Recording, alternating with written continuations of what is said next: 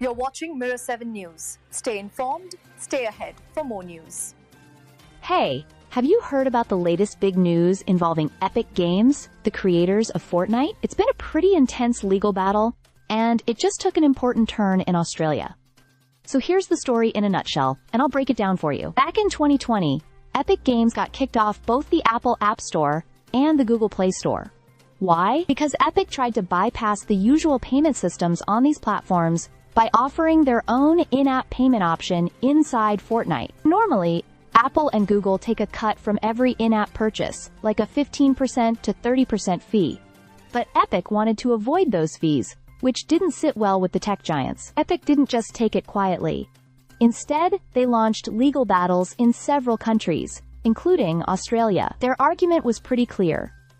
Apple's and Google's control over app distribution and payments was unfair and anti-competitive. For example, Apple completely locks down the iOS system, forcing all apps and payments to go through their App Store. Google's system is a bit more flexible because Android allows side-loading apps, meaning users can install apps outside the official Play Store, and even phone makers like Samsung can run their own app stores. Now, the Australian Federal Court has handed down a decision that partially favors Epic Games. The judge ruled that Apple's strict control, especially their ban on side-loading apps on iOS, and their forced use of Apple's payment system, likely reduces competition. This is seen as a breach of Australia's Competition and Consumer Act. Google was also found to have broken the same rules, particularly because of its billing policies and something called Project Hug, where developers were allegedly encouraged to keep their apps on Google's store. Epic didn't win every single point, but the judgment is a big deal because it sends a message that even huge companies like Apple and Google need to play by the rules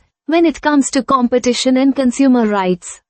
Epic Games announced on social media that their own app store and Fortnite would be coming to iOS in Australia, but there's a lot of fine print still to understand from the court's massive rulings.